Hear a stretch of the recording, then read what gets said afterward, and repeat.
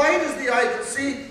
Right, Christy Moran was absolutely certain now he could see figures moving in the yellow smoke. It must be some sort of way of hiding the advancing men, he was thinking. Some new-fashioned piece of warfare. Would you ever fetch out the captain, he said to O'Hara. All right, boys, stand now in readiness. Get those rifles up here. Machine gunners, start firing there into that bloody cloud. So the gun detail leaped to their machine gun, Joe McNulty and Joe Keelty, the loaders as ever, Mayo men and cousins too, that joined up somewhere against the wishes of their fathers, they had confessed. And the bullets started clapping away from them, the waterman keeping the gun well cooled, the shooter firm on his knees and expecting all the while to have the top of his noggin shot off. But this was a very curious advance. Captain Pasley came out and stood contemplatively by Christy Moore, who had abandoned his mirror and was standing up on the fire step. Such was his puzzlement. What's going on, Sergeant Major, said Captain Pasley. I couldn't tell you for the life of me, said Christy Moore. There's just this big fucking cloud about 50 yards off drifting along in the wind. It doesn't look like fog. It might be smoke from fires the Boche are burning. Might be. You can see them coming on. I thought it would, sir, but there doesn't seem to be anyone. No shouts, no cries, it's as quiet as a nursery, sir, and all the babies asleep. Very good, Sergeant Major. Cease firing, men. The Algerians to the right were a little ahead of them as the trench twisted away there in a slight sailing. All the Irish were on the fire step now, all along the length of the trench, some 1,500 men showing their faces to this unknown freak of weather or whatever it might be. The commanding officer was rung up and told what was afoot, but there wasn't any coherent order he could think to give, except to be cautious and shoot anything that came creeping. There'd been no warning barrage, and the dense smoke didn't look too threatening. It was beautiful in a way. The yellow seemed to boil about and sink into whatever craters it was offered and then rise again with the march of the main body of smoke. There were still birds singing behind them, but whatever birds had been singing in front of them were silent now. Captain Pasley removed his hat and scratched his balding pate and put the hat back on again. I don't know, like a London fog, only worse. The big snake of turning yellow reached the parapet of the Algerian stretch of the trench far over to the right, and now strange noises were heard. The soldiers seemed to be milling about haphazardly, as if invisible soldiers had fallen into them and were bayoneting without restraint. Well, that wasn't a good sound. The colonial men were roaring now, and there were other frightening cries as if the unseen horde were throttling them. Of course, the Irishmen could not see into the trenches as such, but in their mind's eye ferocious slaughter was afoot. Those men from country districts must have thought of pukas and fairy hordes, because only such tales of childhood and fireside seemed to match these evil miracles. Horrible laments arose from the affronted Algerians. Now they were climbing up the parados and seemed to be fleeing back towards the rear. The smoke came steadily on. It's the smoke, said Captain Pasley. There's something wrong with the smoke, Jim. Now, in his old house at home in Wicklow, there were 7 fireplaces, and 2 or 3 of them were as leaky as old buckets, and when they were lit, smoke poured forth into the bedrooms above them, and that was an evil smoke. But it would not drive you back as if you were cattle, as was happening to these poor men of Algiers, now for some reason tearing off their uniforms and writhing on the ground, and howling. Howling was the word for it. The Dublin Fusiliers took the smoke at the furthest right tip beside the Algerians. Exactly the same thing happened. Now the men were possessed of an utter fear of this dark and seemingly infernal thing creeping along, seeming to make the grass fizz and silencing birds and turning men into howling demons.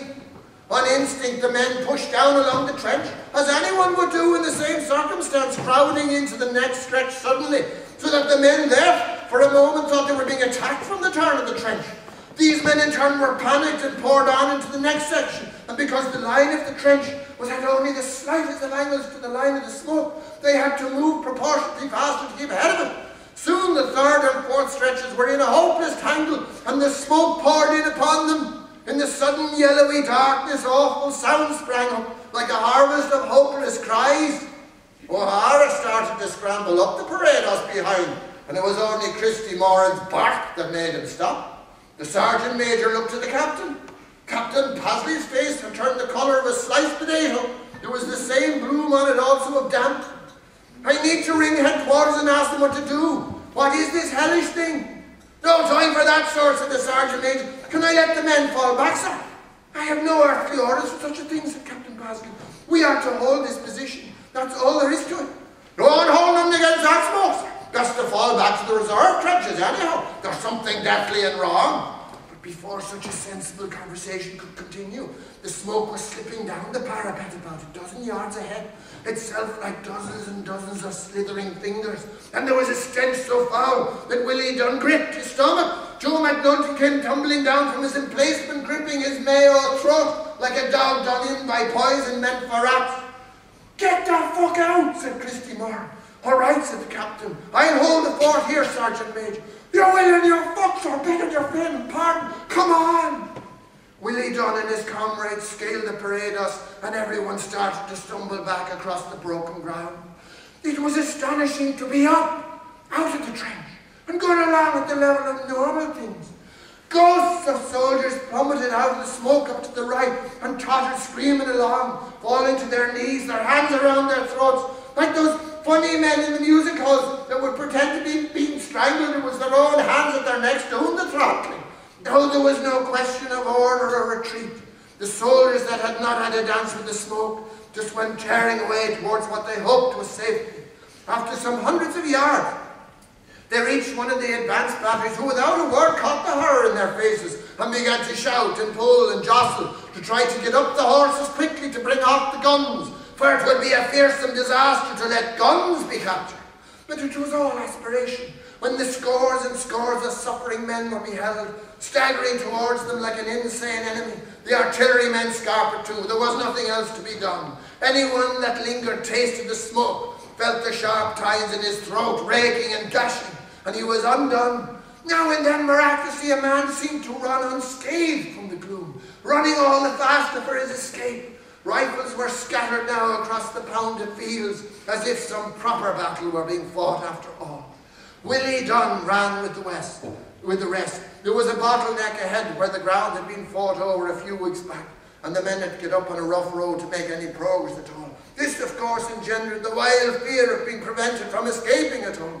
And still the vile smoke came on behind. Men were slushing into craters to try to swim across, and could not get up the other blessed side. No act of virtue or rescue was possible. Every man had to do for himself. So,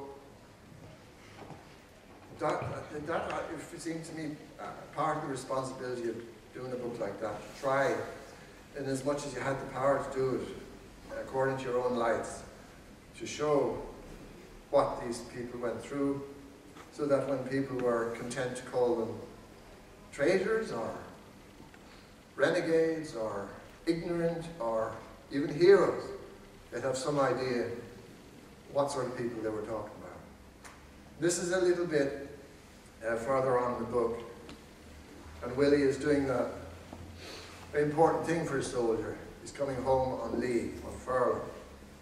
His father is the chief superintendent of the Dublin Metropolitan Police, so he's actually grown up in Dublin Castle, which is probably the definitive definition of Castle Catholics, which is exactly what we were, because this is based on a great uncle of mine.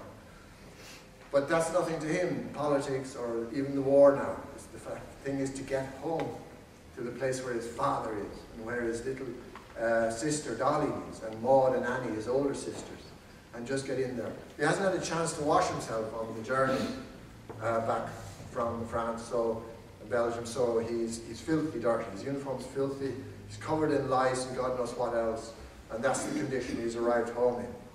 And this is just a little 2-page description of what happens to him when he gets back.